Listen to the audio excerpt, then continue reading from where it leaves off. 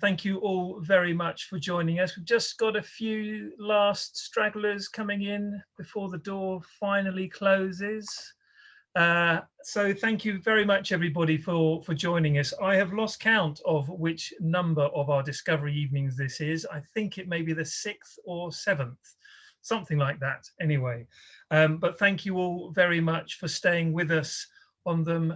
As always, it's so lovely to see such familiar names to us now, not only from the presentations, but also, again, as we've always said, familiar names to us who have travelled with us before and those who are due to travel with us in the future. Thank you very much and welcome to you all. Tonight's presentation is all about polar voyages. We're going to be taking you on a voyage of discovery this evening to the poles of our planet.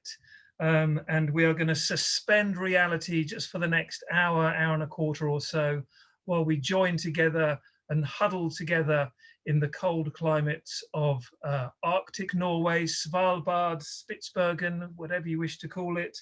We're also going to be taking you to South Georgia, to the Antarctic Peninsula, and also to the far-flung corners of the Russian Far East in Wrangel Island as well. So do wrap up warm and have something warm to drink for the next hour and a quarter or so. It's going to be a presentation of two presenters this evening. Chris Breen will be talking first of all. Many of you, if not all of you, will know Chris as the founder of Wildlife Worldwide. Chris disgustingly has travelled to virtually every country in the world by now, I think, but I know that polar voyages are one of his favourites, and he's going to be talking to you about life on an expedition voyage, and a little bit about South Georgia, the Antarctic Peninsula, and also Wrangel as well.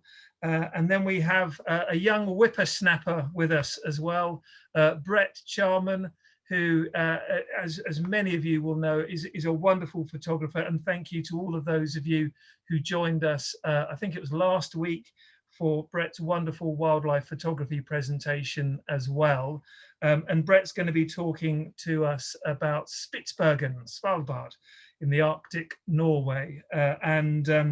He'll be sharing some of the wonderful photographs that I've given him permission to show you this evening. No, they're all his wonderful images, and he'll be talking straight after Chris. So as usual, we will try and keep it to about an hour and a quarter or so, something like that. Do please keep your cameras off if you don't mind. I do have the ability to turn your cameras off, so we'll just politely ask you just to keep your cameras off and your microphones muted, please. And as always, we would love to have some questions at the end, and the very best way to put those forward to us right now will be to use a chat function that is up and running within the presentation. Do feel free to ask any questions, and I'll be putting those to Chris and also to Bret once their presentations are over. Those questions will just come to me here as the host, so don't feel too concerned about other people seeing what you're asking. So without further ado, I am going to just press straight on and introduce you all to Chris. So Chris, it's over to you, please, for an introduction to South Georgia and going south. Thank you very much to an unbelievably orange Nick. It's extraordinary how orange you can be with these amazing webcams that we have. Hey, thanks, Nick. And thank you very much, everybody, for signing on and logging on and listening to this evening's talk. Hopefully, we'll keep you engaged for the best part of an hour. We're talking about polar voyages, and I thought that perhaps a nice way to start this evening would be to perhaps tell you a little bit about what the experience is like on a polar voyage. what the on-ship experience is like, because actually not everyone is aware of what an onboard experience is like, what an expedition voyage is like. It very definitely is not on a large ship. It's very definitely on a small ship. And at our company, we're very specific about the size of the ships that we use. We're very specific about the experience that we want to try and give you on the trips. So the small ships are wonderful. This is a ship called the Spirit of Enderby. We like to use small ships because they offer a much more intimate experience. They offer a much more personal experience. You're able to get to more locations and arguably better locations. Let's just have a look at one or two shots of some of the small ships. This is actually up in the northern extremes of the world. This is actually just having left Wrangel Island. But one of the nice things about being on a small ship is being able to really be out on deck most of the time. If you wanted to be out on deck 24 hours a day, you could be out on deck 24 hours a day. Obviously subject to sea conditions and general weather conditions and so on. This is another of the small ships that we use. This is a vessel operated by a company called Quark that we do a lot of work with. This is a vessel called the Ocean Adventurer. It's another small ship. This is probably one of the largest of the small ships that we work with. This ship accommodates about 130 or 140 people. The really cool thing about these small ships is that they're able to get into places that the larger vessels aren't able to get to. And in Antarctica, for example, there's a whole load of coves and inlets and certain of the landing sites, which quite specifically you can only get to if you're on a vessel that has fewer than 150 passengers on board. And there's a magic number when on these voyages in the Southern Ocean, when on these voyages going down to Antarctica, and the magic number is 100, because in actual fact, you're not allowed to disgorge more than 100 people onto the ice at any one time in Antarctica. So a vessel that accommodates 130, for example, or 140 people is about right. It's about as large as we would want to go, because there's always a proportion of people that don't actually want to get off the ship and don't want to go ashore for one reason or another. But there are always also people out and about on Zodiacs, and we'll cover that in a moment.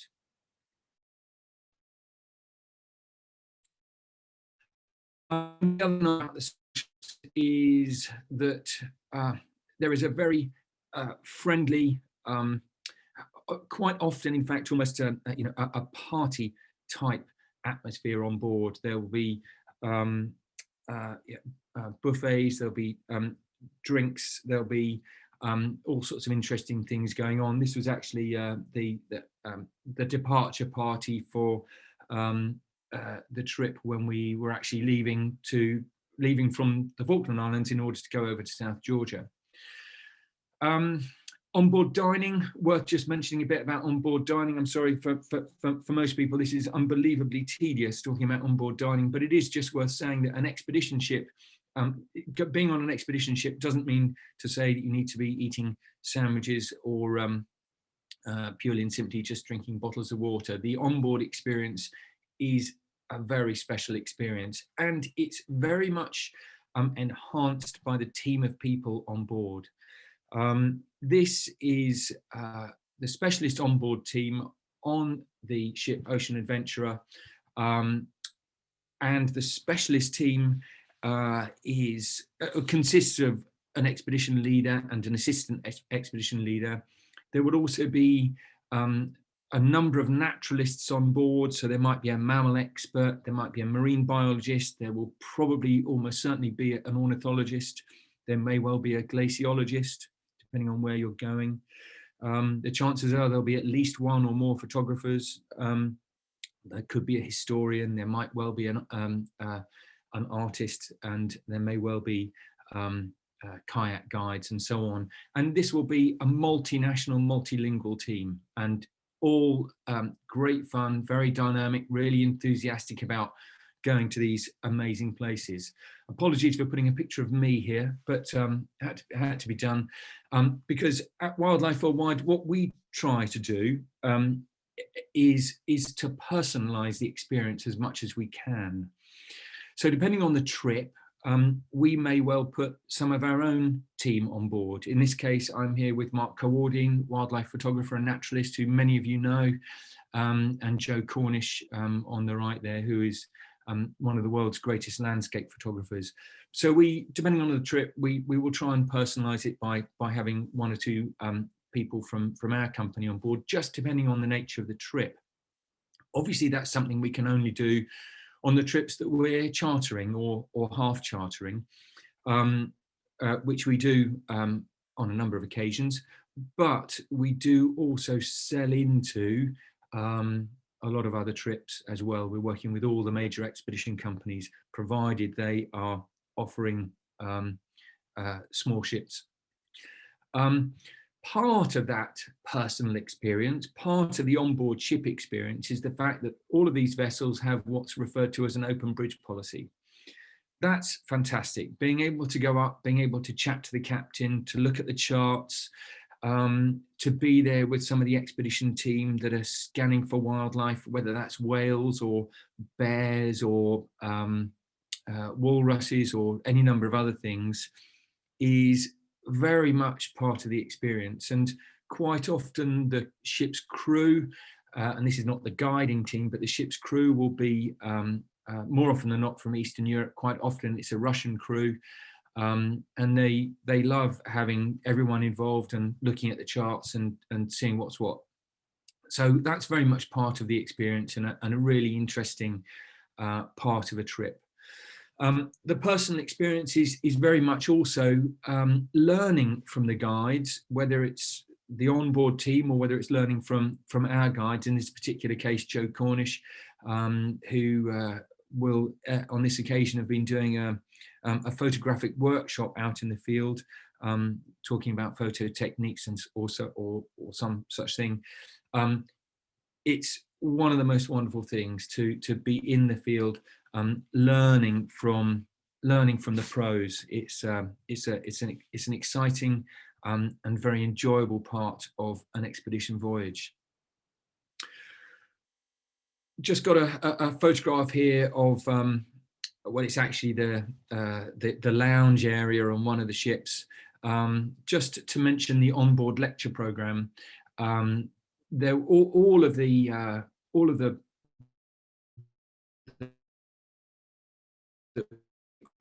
running companies, or where we're selling into one of the trips, they will all have an onboard lecture program, and that lecture program will cover anything from biology to glaciology to ornithology to photography.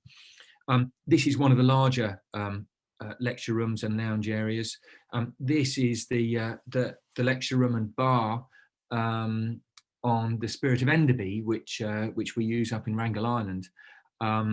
Obviously a slightly more cramped experience, a slightly different type of ship.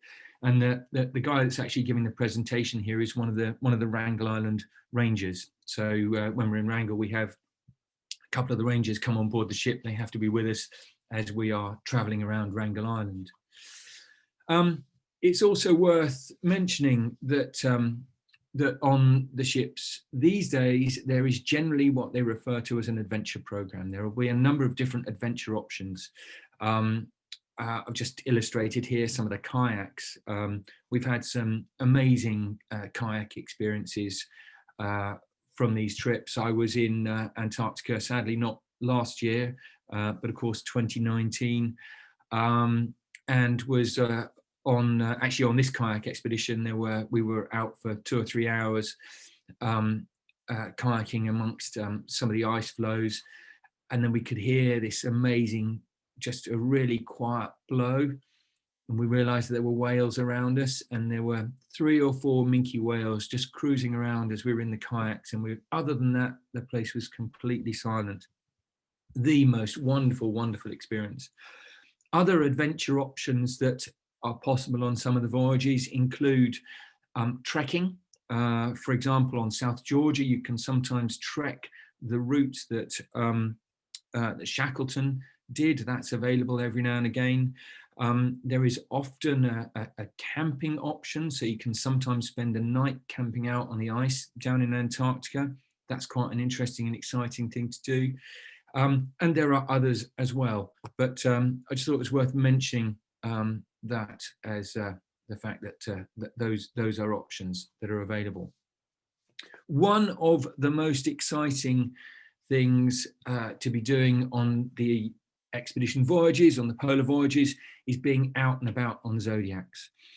So I've mentioned here zodiac cruising, but of course we use the zodiacs to get from the ship to shore. This is really where the polar voyages and expedition cruising, generally speaking, comes into its own. It's all about getting off the ship. It's all about getting onto land, and generally speaking, there will be at least 1, if not 2, landings a day, unless you are transiting from one place to another. And when you're in situ, when you're on location, it's also all about being in the zodiacs and cruising around and seeing what you see. The operations on board the ship are fantastic to watch. They can be it can be really amazing watching the zodiacs going on and off the ships, and the speed with which they're able to mobilize the zodiacs, get everyone in a queue as they are here, get people into the zodiacs and get them out and get them onto land. And of course, the zodiacs enable you to get to some of the places that you simply wouldn't be able to get to without zodiacs. In this particular case, these are zodiacs coming into a place called Doubtful Harbour on Wrangel Island, but equally we could be in Antarctica or South Georgia or any number of other, or Svalbard for that matter, or any other number of other places. So a quick loading and unloading of the zodiacs is really important, and getting into some amazing wildlife areas. And when you're actually out on the zodiacs, not even necessarily landing, just zodiac cruising, having the opportunity to see some amazing wildlife. This was off the coast of the Russian Far East on the way up into to Wrangel Island. We went into an inlet and we had absolutely fantastic views of whales. In this particular case, humpbacks. And again, more humpback views, more humpback opportunities, in actual fact, down in Antarctica. So, heading down to the Southern Ocean, quite specifically, after having described a little bit about what it's like to be on board the ship, I thought we would have a whiz down to the Falkland Islands and then have a little bit of a look at South Georgia, and then go on down to the Antarctic Peninsula. So first and foremost, in order to get to this part of the world, you would, generally speaking, either fly into Buenos Aires initially or into Santiago. So what I'm going to describe is largely a trip that takes in the Falkland Islands and South Georgia and Antarctica. But of course, that for a lot of people is, on the one hand, the ultimate Southern Ocean trip, but it can also be too long for some people. Some people just want to go, they want to see Antarctica and then turn around and come back. So a Falkland, South Georgia and Antarctica trip would generally be 16 or 17 nights. Whereas a trip down to the Antarctic Peninsula, which would depart from Ushuaia, which you can see on the southern tip of South America there, which would depart from Ushuaia, would probably be anywhere between 8, 9, 10, possibly 11 nights on board ship. And you would go across the Drake Passage cruise down the Antarctic Peninsula, stopping at various wonderful places along the way, and then head back north. But the Falklands, South Georgia, Antarctica trips are, of course, longer. They are also, generally speaking, only at the beginning of the Antarctic season and the end of the Antarctic season. So that would be starting mid to late November. There would be 1 or 2 voyages, which are Falklands, South Georgia, Antarctica. And then there may well be another one or perhaps another 2 towards the end of the season, which is, you'd be looking then at March, mid-March, and that would be about the latest. Otherwise, generally speaking, the voyages are from Ushuaia down to the Antarctic Peninsula, and just depending on how long the voyage is, they will go further and further down the peninsula. It is, of course, also possible to get to Antarctica from the other side, from the New Zealand, Australia side, but those voyages are much, much longer. They tend to be 28 days and over. So this is probably the ultimate journey, Falklands, South Georgia and Antarctica.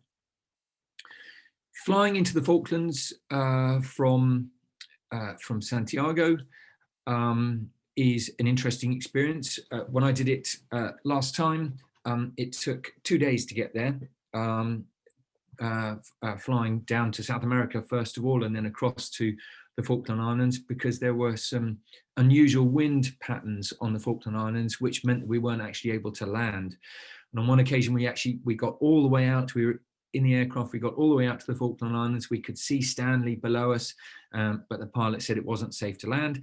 So we turned around and went back to South America. That was an interesting experience.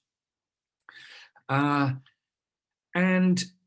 when you board the ship, whether it's in the Falkland Islands or whether it is in Ushuaia, in order to go down to Antarctica, it's all part of the expedition experience. Seeing your bags disappearing from dockside in a great big gigantic fishing net, as it were, and being hoisted onto the ship and then being distributed around the ship. It's all part of that rather fantastic beginning of an expedition feel. So from the Falkland Islands to South Georgia is, generally speaking, 2 to 2.5 days of sailing. And of course, during the course of that 2 to 2.5 days of sailing, there'll be a lecture program. So it's not wasted time. It's wonderful time. It's wonderful time to photograph things, to get your eye in with the camera, to photograph albatrosses and all sorts of other lovely things. And I'm going to try and get a mouse here. Just bear with me a second. I don't do it like that. Oops, goodness, I'm going the wrong way. Oh well. Maybe I don't. Maybe I can't do that. So I was going to show you on the map, which of course now typically I can't go back to.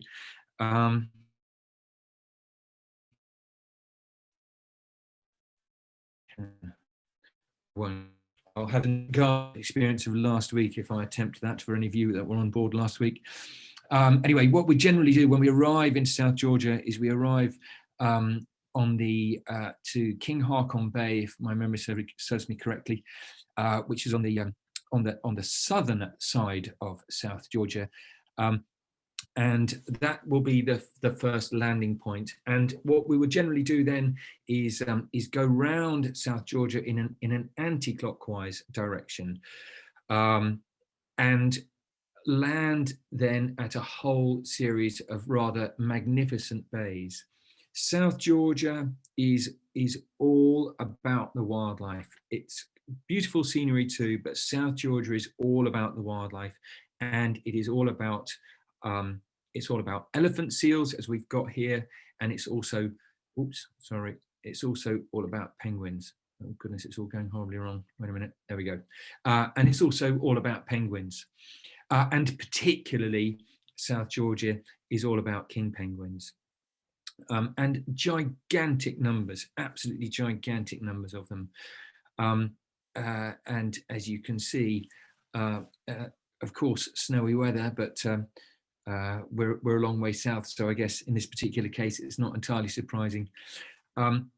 The wonderful thing about the penguins is that they are really not worried about us at all. They are not even slightly concerned about us. In fact, they're incredibly inquisitive. They are very, very happy to come close to us. They're very happy to peck at your shoes or to peck at your camera. And if you sit still, they will come and visit you. And invariably, when you're getting off the Zodiacs, they will actually come and stand as beach masters and somehow or other kind of welcome you to the beach. South Georgia, of course, is very well known for the wonderful explorer Shackleton. And I think almost every voyage to South Georgia goes to visit a place called Grytviken, which is where Shackleton is buried. And invariably, there will be probably a reading about something to do with Shackleton. And then we toast Shackleton with a glass of whiskey. For those of us that don't like whiskey, I'm very much in that category. What you then are required to do is pour the whiskey onto Shackleton, onto his grave at least. So the man is undoubtedly pickled in whiskey, but it's another amazing experience. And then what we will do is we will head south. So heading south from South Georgia down to the Antarctic Peninsula is another couple of days on board. It's transit time, but it's interesting, it's exciting transit time. There's all sorts of amazing things that you will see. And looking at the seabirds and working out how to photograph them best. This is grey-headed albatross. And listening to the lectures, it's all part of building that atmosphere. It's all part of building that the excitement, if you like, and the feeling of the expedition. You then arrive in Antarctica. Invariably, you'll be greeted by amazing colours, incredible landscapes, some beautiful reflections, just amazing light, and so many photographic opportunities. It's almost impossible to describe. And of course, here there is also wonderful wildlife, from things like leopard seals to these guys, snowy sheathbills, and of course to more penguins, in this particular case gentoos. And again, we spend a lot of time on shore. Zodiacs taking us from ship to shore, and invariably with at least a couple of shore excursions every day. Again, wonderful to get super close, being concerned. You can see here, of course, an interesting scene. I can't remember the specific location of this particular place on the Antarctic Peninsula, but of course, we've got the ship in the background on the right-hand side there. We've got some researchers' huts, which are surrounded by gentoo penguins. The gentoos have clearly made them their home. We've got some people out on a kayaking expedition, which is, even if you've never kayaked before, doing one of the day kayaks is, or few hours worth of kayaking is just the most fantastic thing you can possibly do. It's so peaceful and tranquil. And we've got people there on Zodiacs as well. And there were a number of us up at the top of the hill, looking down and doing some exploring, photographing various things. And really, just I wanted to show you some more shots of the Antarctic landscapes and some of the things that you might see. Incredible skies, beautiful clarity in the sky, and beautiful colours and beautiful colour contrasts and stuff. It's just fantastic. It is one of the most wonderful places on Earth for sure. And then maybe you've got on your Zodiac and you've got off the Antarctic Peninsula and you've got on your Zodiac and you're then heading back to the ship. in order to reboard. As you can see, there's a whole bunch of people that, for one reason or another, either decided not to go ashore, or perhaps they got back to the ship early, and then suddenly you have another fantastic whale encounter, in this case, humpback. And it's worth just mentioning that the whale watching at this time of year, which of course in actual fact would be this time of year, it would be November through to March. Generally speaking, the whale watching will get better as you go through that period. So in principle, the whale watching is maybe not so good towards the beginning of that period, and it gets better. It's all down to luck, though, isn't it? And it's all down to being out there. You make your luck happen. The more you're out, the more you're likely to see. And when I was there early in the season, well, as I say, not last year, but 2019, we had absolutely outstanding whale watching, including this sighting as we were going back to the ship. So we're going to head north now. So we've left the southern ocean, and we are quite literally going to go polar opposite.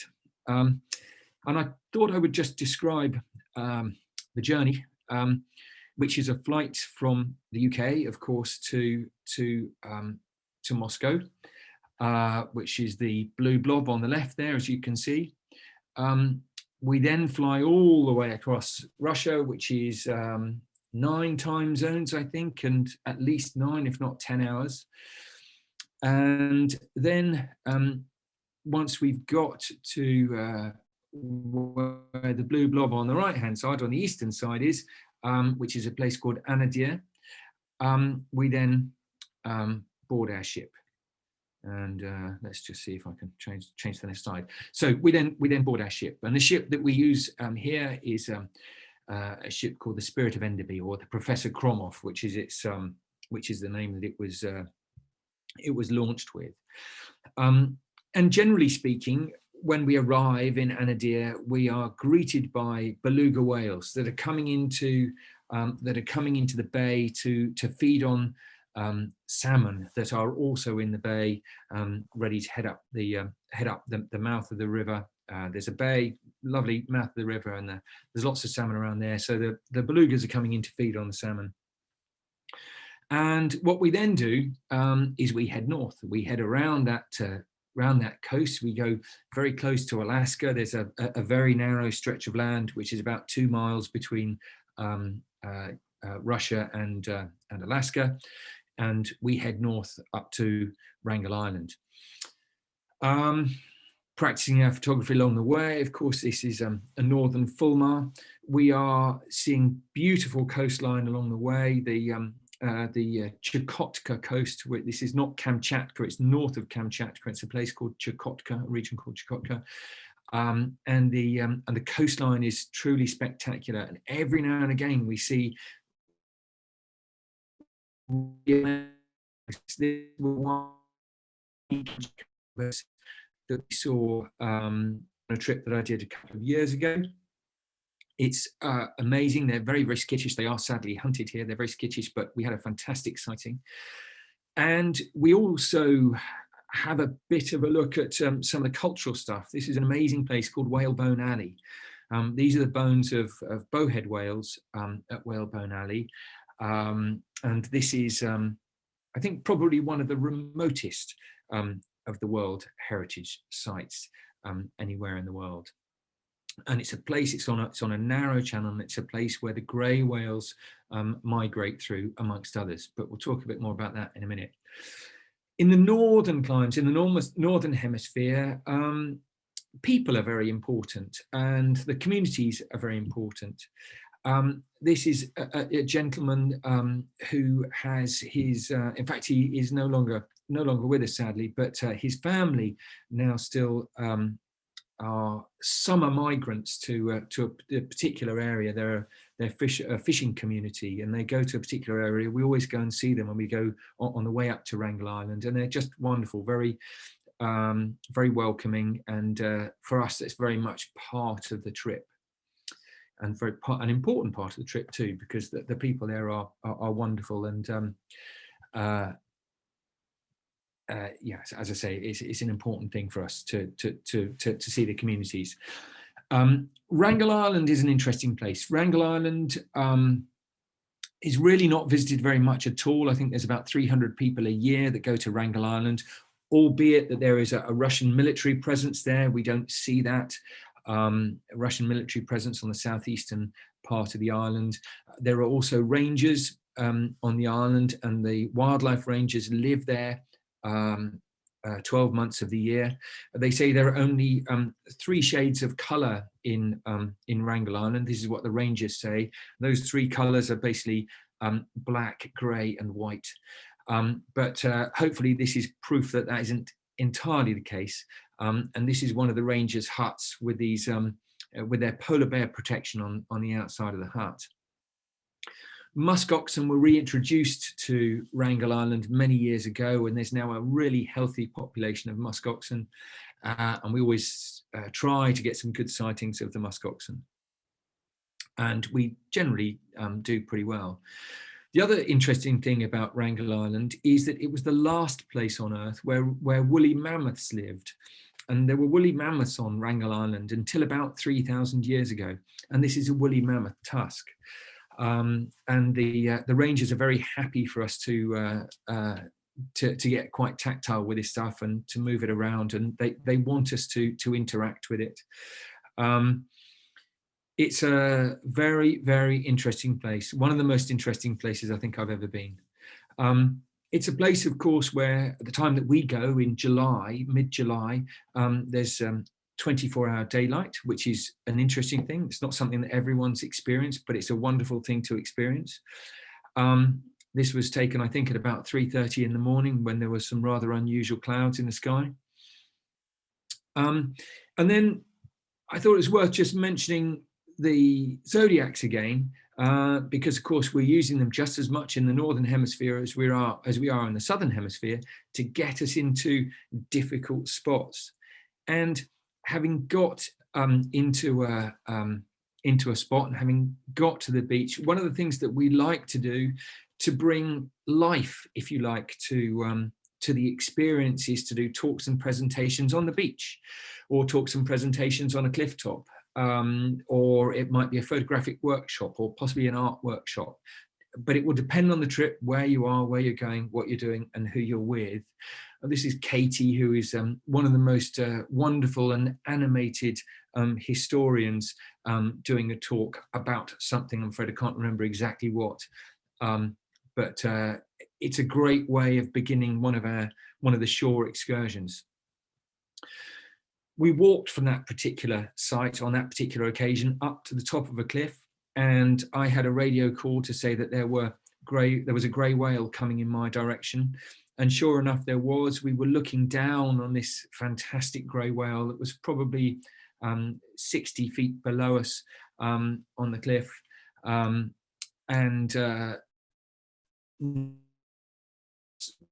Was this way before. The water here is probably only 3 or 4 feet deep, and it was feeding. And the grey whales don't feed where we see them down in Baja, California, but they come up to this part of the world and they feed here. So we were actually watching this one going into the water, turning onto its right-hand side, because they generally feed on their right-hand side. We were watching it sucking up the silt from the seabed, and then blowing it out again and just retaining the goodness, and then it swam off. What an amazing, amazing experience. Really, really exciting experience. Other things up here, of course, include walruses, and there is one particular community that we go to, an area that we go to, sorry, where we know there is a huge congregation of walruses. On this particular occasion, I think we had something like 150 or 200 walruses, but they don't let you get close. Then, of course, there's polar bears, and Wrangel Island is one of the finest places on Earth to see polar bears. It's very, very different to elsewhere on Earth where you can see polar bears elsewhere in the Northern Hemisphere. But it is certainly one of the very best places to see polar bears. So before I hand over to Bret, I'm just going to leave you with 2 shots of polar bears. This was a mum and 2 cubs. The time that we go to wrangle is a time when the mums are often have young polar bears that have comparatively recently left the den. These are obviously much older. These cubs will be 2 or 3 years old. But they spend a long time with their mums. So we often see mums and cubs together. And we sometimes get some really nice close views of them. This was actually taken from on board the ship, well, as was the last one.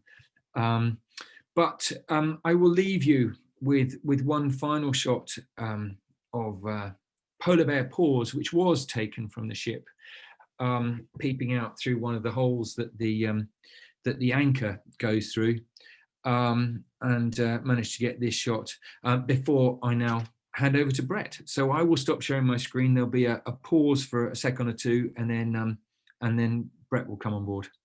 So thank you very much, and would be delighted to take any questions at the end. So as Chris said, I'm going to talk to you about Spitsbergen today, or tonight, I should say.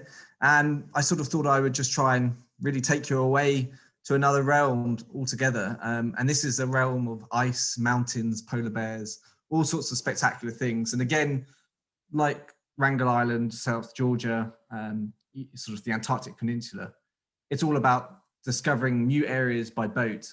The bigger ships where sort of commercial cruisers can't come to these regions. This is all about expedition voyages. And so, yeah, it's an amazing place. And I'll just give you sort of an introduction, I suppose, to what's on offer in Svalbard, in Spitsbergen. So if you're wondering, there we go. If you're wondering where Svalbard is, it's pretty much due north of Norway, to the east of Greenland. It's one of the most sort of northerly land masses on Earth, I suppose. It's an archipelago made up of several islands. So Svalbard is the archipelago, and the main island, which I don't know if you can see my mouse, but it is here to the sort of bottom right of the D of Svalbard. That's the main island. That's called Spitsbergen. So normally you would fly from Norway to the capital of Svalbard, which is Longyearbyen, and then you would start your voyage from there. So Longyearbyen is in the main sort of fjord that cuts the island almost in two. And then depending on ice and other things, you can head northwards, southwards. Sometimes you can circumnavigate the island of Spitsbergen. It all depends on the ice flows, what time of year you're there, and also what you see as well, because it might be that you've seen so much that you end up not going as far as you might have originally envisaged.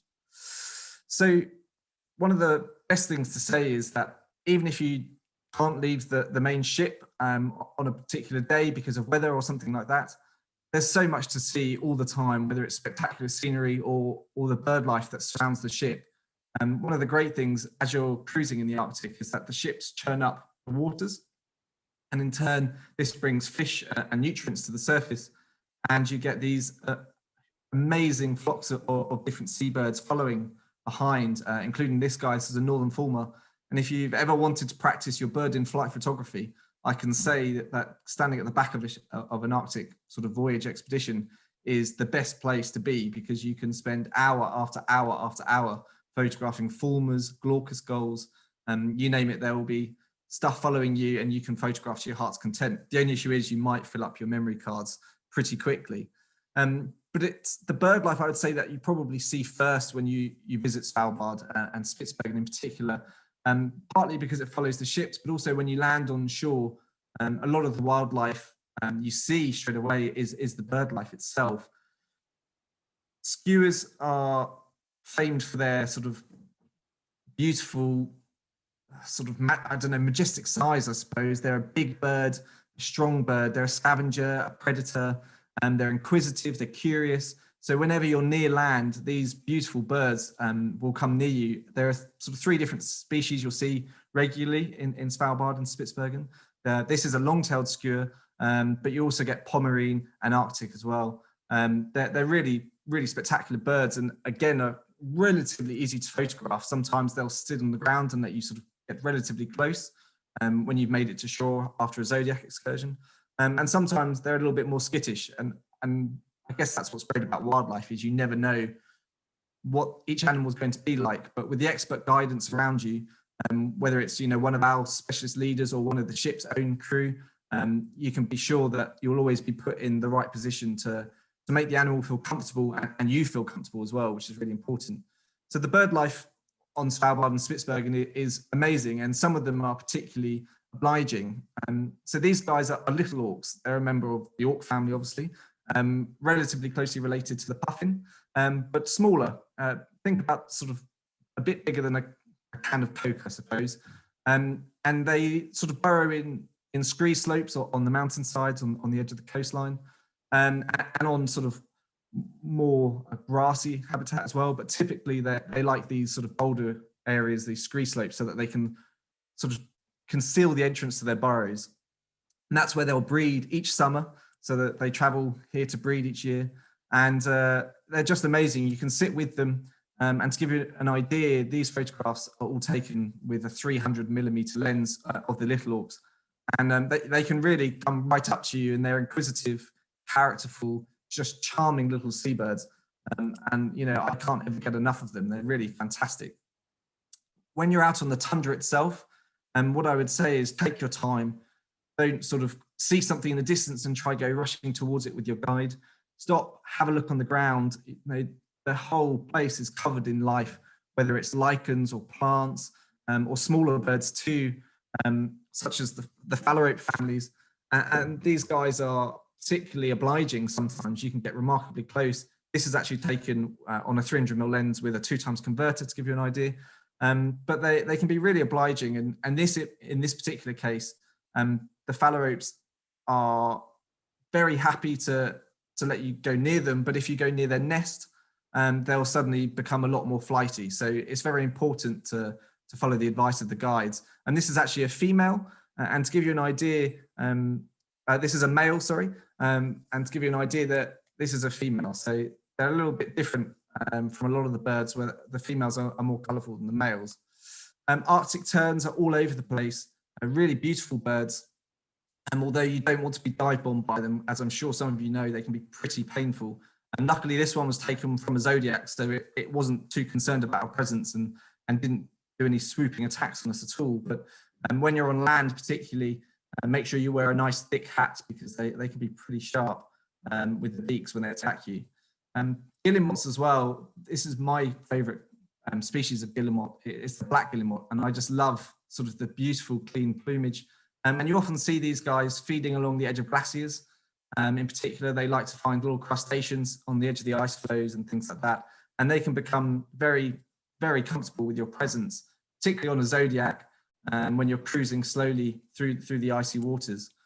And then as you return to the boat, you might see more seabirds flying to and fro the colonies. And this is a flock of little auks as they're coming back from a feeding trip, probably feeding their chicks. So it's always worth keeping your eyes open, no matter what time of day as well. As Chris said, there's daylight 24 hours a day. So, you know, after dinner, if you want to go up on deck and just sit and watch the world go by, it's not going to get dark. So you can just keep watching. It's a really magical experience. It's really spectacular. This kind of gives you an idea of the landscape on offer. This is actually just opposite that little auk colony. Just the most breathtaking mountains covered in snow, and with glaciers coming down to the sea, and then the ice flows coming off of those glaciers, or pack ice coming in, depending on the wind direction and the currents. And it is truly one of the most beautiful places I've ever been, and I've been incredibly privileged to travel a lot of the world. And what I would say is, every day I was in Svalbard, I said to myself, wow, this is the most beautiful place I've ever been.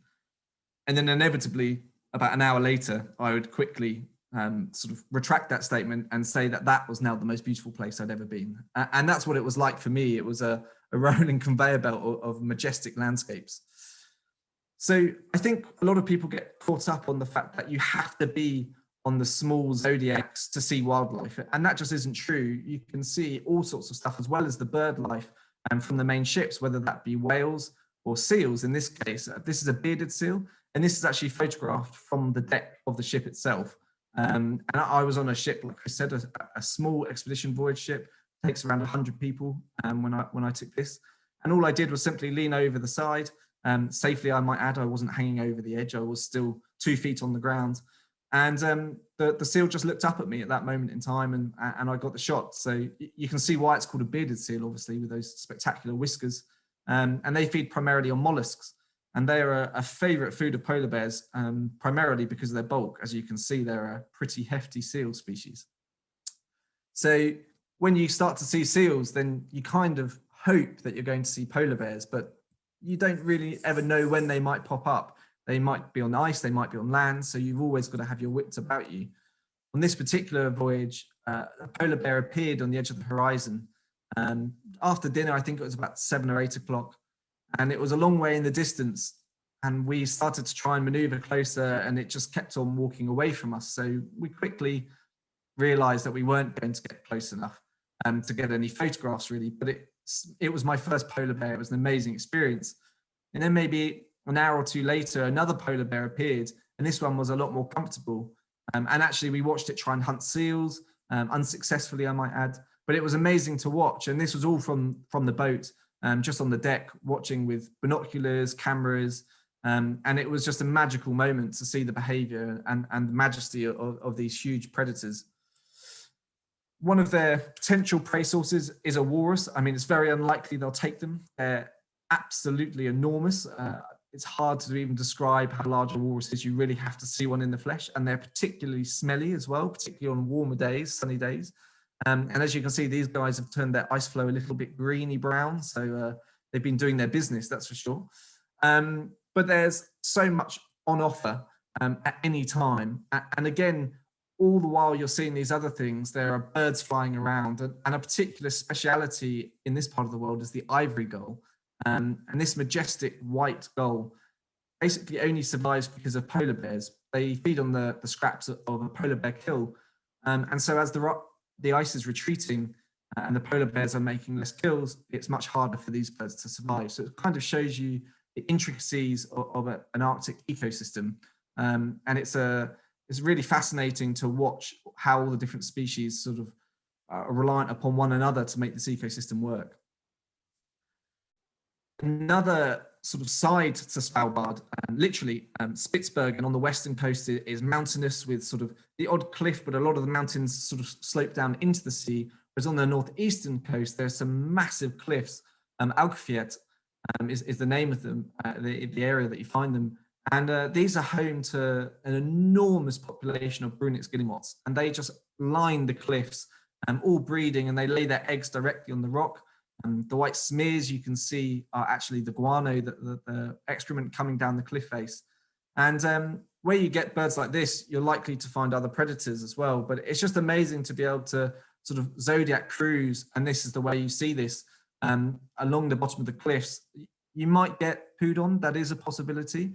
And it can be a little bit smelly, but it's one of the most incredible sightings you will ever see. Hopefully from this image, you can get an idea of the maelstrom that's going on in the air at any time. The noise is incredible. It's just, it's a sight to behold, a smell to behold. It really is absolutely incredible. And as I said, there are some predators as well that are reliant upon these cliffs. In actual fact, polar bears have been known when it's been a particularly ice-free year in the summer to try and scavenge on eggs. But gulls will try and feed on chicks. And it's just it's an incredible place. I don't know if you can see here, but right in the middle, I'll go back, right in the middle, there is a tiny little head sticking up. And that is the head of an Arctic fox. It's a tiny site on this huge rocky sort of maze in front of you, I guess. And the guide somehow spotted this whilst driving a Zodiac in a bobbing sea about 200 feet below. This is actually taken with a 600mm equivalent focal length. So it's a long way away. How he managed to see it without binoculars is astounding. But luckily for us, the fox came closer. Here you can see it sort of actually looking up onto the cliffs, trying to work out its next meal.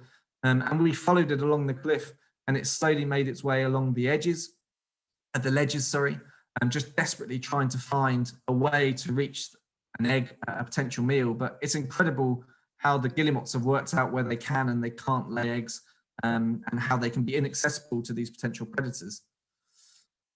But as much as the wildlife is, well, for me, it's the primary reason, I suppose, for going to the Arctic, but the landscapes are just breathtaking. And earlier I showed you the map of Svalbard, and the main island of Spitsbergen is on the western side. To the northeast is the second largest island. It's called Nordaustlandet. It's basically an ice cap. The whole island is covered by one giant sheet of ice, and this is that giant sheet of ice. It is unbelievably spectacular, but it's also one of the hardest places to reach in Svalbard. Quite often the ice blocks up channels and you just can't really get to explore it. It's too difficult. But on this particular voyage, I was really lucky and able to go into the fjord here, which is called the Valenberg Fjorden. And we were able to help actually map a little bit of it to survey the underwater topography. And we got to actually journey up and down the glacier front. We saw, I think, about 4 or 5 polar bears here, king eiders, and there's another Brunix guillemots colony as well. And it's a great place for seals, particularly bearded seals, that love to lay on the ice floes that are slowly carving off of this ice sheet. And here is one of those seals. This one looks a little bit different from the other one. It's the same species of bearded seal. You can see the big long whiskers on the left-hand side of the picture, but it's got this vivid red head. And that's actually because the fjord bottom is covered in iron ore, and every time it dives from a mollusk, it's just staining its head. And so it's got a very different appearance, but you can also probably notice it's got quite a few scars and a lot less whiskers on the right side of its head, or its left side, I should say. And that's because it's actually been attacked by a polar bear. So probably as it came out of a breathing hole in the winter months, the polar bears tried to grab it and sort of sliced its face, but the seal's fully recovered and obviously doing pretty well from its hefty bulk. It's certainly not starving to death. But for me, I personally fell in love with walruses and polar bears. And my favorite walrus encounter was this one. And this was just a bizarre day where we landed on this beach, went near the colony, and they all huddled together for safety. It keeps them safe when they're all together. Potential polar bears shouldn't attack, hopefully. And they can keep the young sort of protected as well. But it's amazing how close you can get and how close they will choose to come to you. So at any time, if they're showing any signs of stress, the guides will always tell us to get back to a safe distance. The priority is their welfare as much as it is our safety. So anyway, on this particular day, one of the walruses, this one, wasn't particularly happy with our presence. So we just took a few steps back and sat down. And then we noticed some in the water. And some of them were quite inquisitive and they'd come up and have a look at you. Some of them were fighting, play fighting, some aggression between them, probably as they're feeding underwater, and then they erupt and right in front of you. And by sitting on the beach, you can get this beautiful sort of water level view of it. It's really incredible. And then our guide actually said to us, well, come and stand in the shallow water in your boots. You're wearing sort of expedition welly boots, and just paddle your feet a bit like a duck, sort of up and down. And so we did. And anyway, we see some bubbles coming towards us from the underwater. And what we didn't realize is there was a very steep drop off from the beach. And suddenly a walrus came up only a few meters away in front of us, a full grown male walrus. And you could see every little detail of it. And I thought at this point, it wouldn't get any closer. It would just turn around and swim off. But actually it decided to come completely out of the water. And we actually had to keep taking steps back because it was so interested in what we were.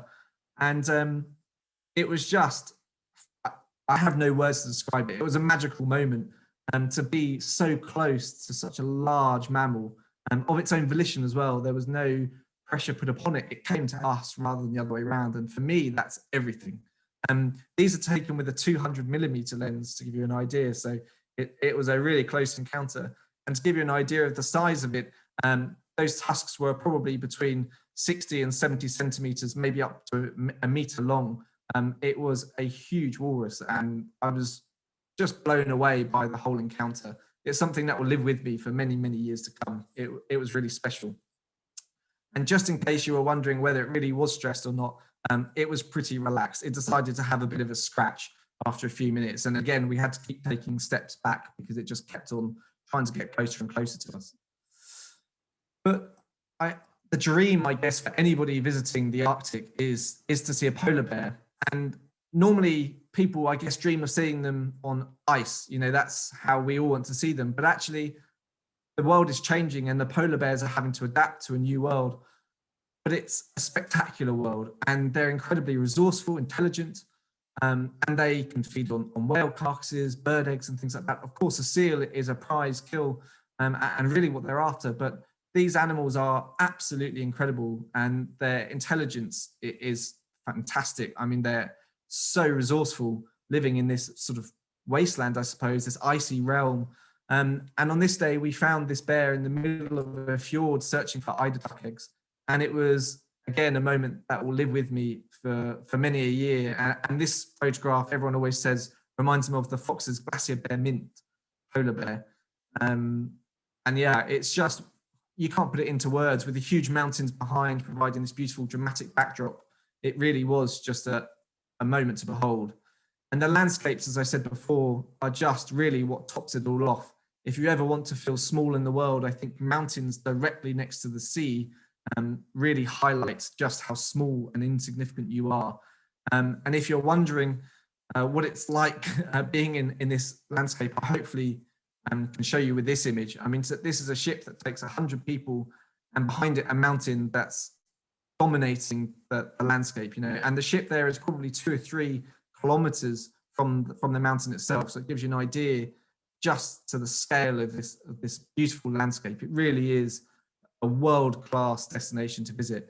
And I just can't recommend it enough, really. So I hope I've managed to whisk you away from the world of COVID for a little while.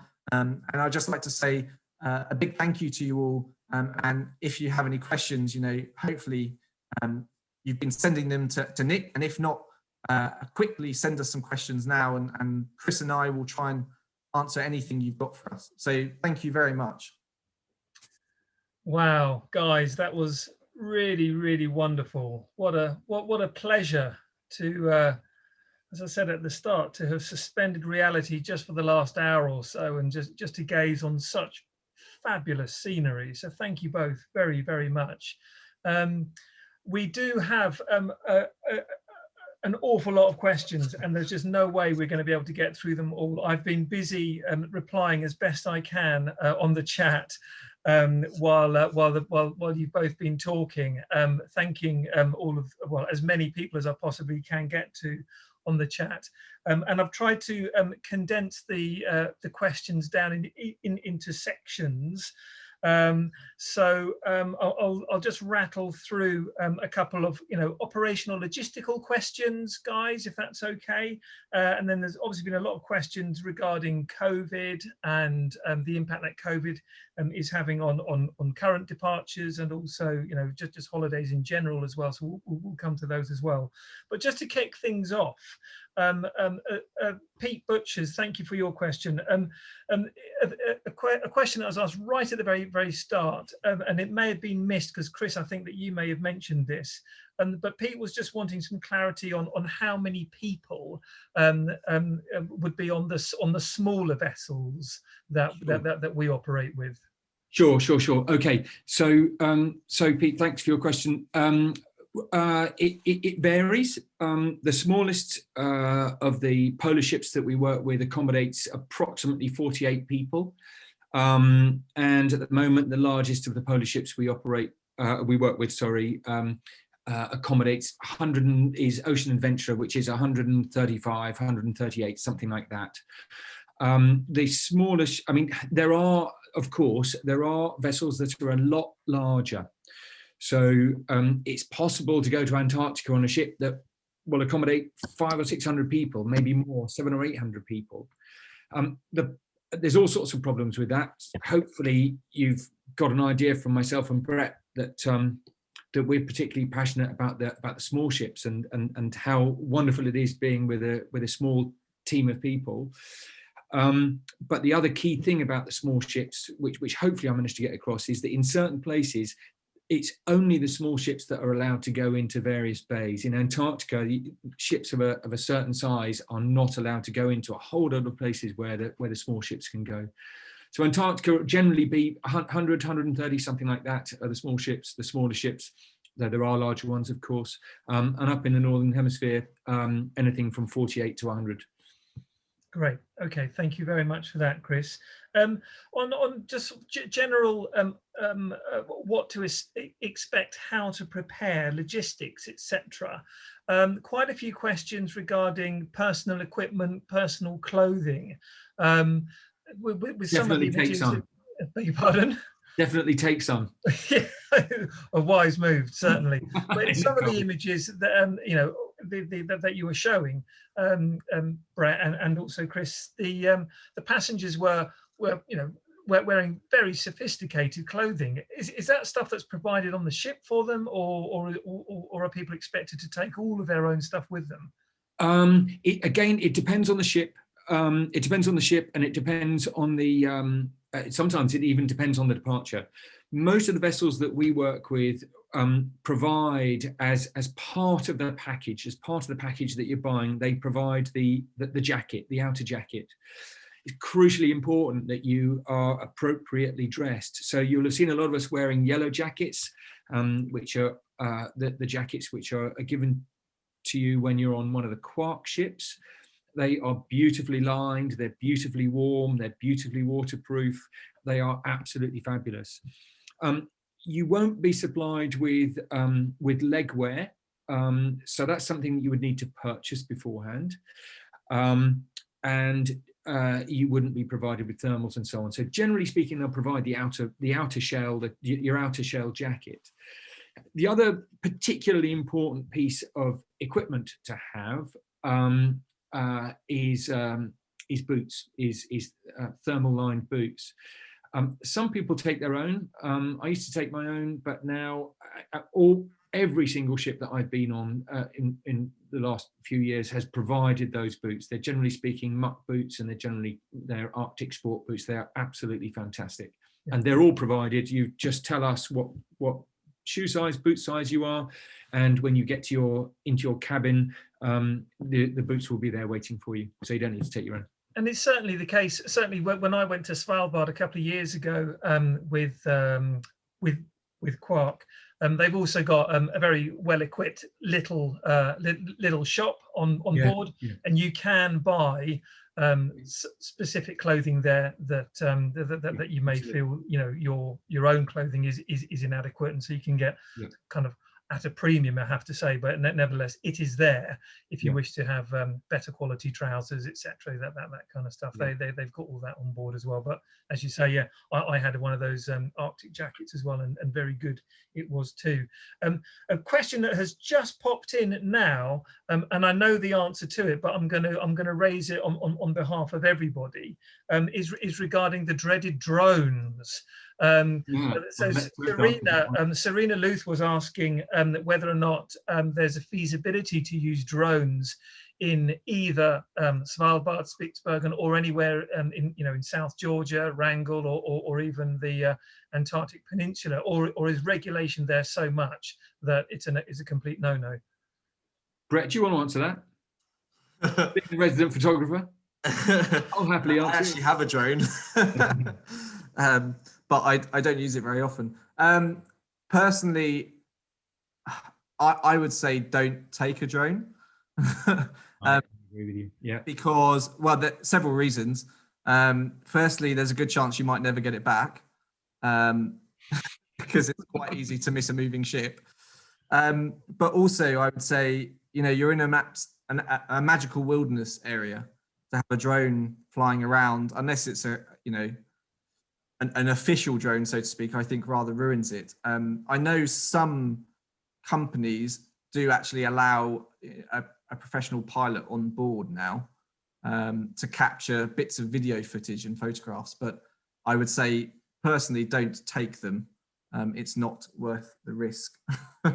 Yeah, I agree, and certainly up in the Russian Arctic, they won't let you take drones. Yeah, good Svalbard, I think you can in certain areas. Yeah, but in other areas you can't. So, and I don't know the exact sort of specifics as to where you can't. So it's probably not worth the hassle. I can understand the question. I mean, what a fabulous scenery, what a wonderful location to get drone footage. But yes, as is often the way, also for wildlife reasons, the authorities are not keen on drones, understandably. Yeah. Nick, I might just add to that. On a number of voyages that I've been on, there has been, as Bret says, that there's sort of an official photographer, so to speak, and on one or two trips, the official photographer has been one of the first to shore with the guide team as they're doing the setup, and so sometimes they will do some drone footage. Which is generally speaking made available to people on the ship at the end. So it's nicely controlled, and so it's not something we would do as individuals on the ship, but it's dealt with by the ship team. Very good. Another question that has just come in, and again, I think that this is a question that I often get if I'm at a travel show or just talking with somebody on the phone, and they're inquiring about wanting to go down to the Antarctic in particular, which is about the conditions of the sea. And yes, it is possible to, for example, with the Drake Passage, it is possible to avoid the Drake Passage, because there is a company who we work with now who do fly straight out to the Antarctic Peninsula, but that is obviously not in everyone's budget, understandably, nor in the experience that people want to try and get as well. But Caroline and John have asked whether the sea becomes very rough, in particular between the Falklands and South Georgia. Falklands and South Georgia, well, I've only done that once, and it was very pleasant, to be perfectly honest. I was expecting the worst, frankly. I was expecting to be spending most of my time outside leaning over the side of the ship, if I'm completely honest. But it was fantastic. I had absolutely no issues whatsoever on the way out or on the way back. It was brilliant. And likewise, the Drake Passage, when we went to Antarctica the year before last, we were expecting, I don't know, maybe I just got lucky, but we were expecting it to be really quite rough. But it was actually, I mean, there were, for sure, there were some lumpy bits, but broadly speaking, it was very pleasant.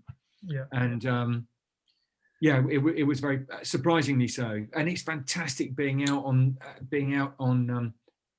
deck and watching the albatrosses, as they're cruising, these fantastic, sort of 2.5-3 meter wingspan cruising. So the wing tip is maybe 2 or 3 millimeters from the surface of the water. So the cruising time, travel time, going from one place to another, is a really important and really nice, enjoyable part of the trip. You've got to make the most of it. It's really brilliant. Yeah. Okay, so an important question, and we've had a number of questions on this as well. So I'm not going to mention everybody who has asked the question, but understandably, COVID is at the forefront of everybody's minds. Yes, of course, and a number of questions regarding what is the impact of COVID specifically on expedition voyages to the poles, because obviously social distancing is difficult, and expedition operators, vessel operators, are understandably having to go about changing their protocols to a certain degree, aren't they? And Chris, you and I, only this afternoon, in fact, we had a lengthy conversation with one of the operators on exactly this topic, didn't we? Absolutely. And of course, what we've got to bear in mind, I think, Nick, is that there haven't been any expedition voyages that have operated in the COVID era. So, COVID hit, that's not entirely true, is it? COVID hit us in the UK mid-March and last year. So there certainly weren't any polar voyages that were operated, to my knowledge at least, in the Arctic, in the northern hemisphere in 2020. And as far as I'm aware, there was certainly nothing of any note that was operating down to Antarctica. But they are, but the operators that they are putting in now very good and robust control measures. I think this is the thing. And for those of you on the meeting who have embarked on an expedition voyage before, and I know that a number of you have. I think that the way that the operators are going to be running their trips really moving forward is going to be with being COVID conscious very much in mind. Yeah. So the communal dinner may be more of a staggered affair rather than everybody all together. Yeah. There may be in cabin dining operations as well, rather than, for example, in the evening having everybody coming together for one presentation. They may well stagger their presentations throughout the day and rotate people throughout the vessel. So there's lots of other measures that they're putting in place as well. Of course, with regard to COVID testing as well, etc. But certainly from the conversations that we've had up until now, there is a very big move and understandably a very big requirement for the vessel operators to be very COVID conscious. And I know also that there's a fair number of you on the meeting this evening who are also quite understandably asking whether or not there's any news on our Festival of Wildlife trip, which is actually taking place this June, going to Svalbard. And of course, there'll be more news on that as and when we have actually agreed what the way forward is going to be with the operator, with Quark on that. So it is very much at the forefront of our minds, as well as being at the very front of all of the vessel operators' minds as well. But needless to say, things will be changing. Understandably, things will be changing. Just to come back to you, by the way, we have confirmation that drones are banned. Thank you very much for this. Drones are in banned. The comment is that Daisy Gilardini has used one in South Georgia, but she gets a specific permit for that one.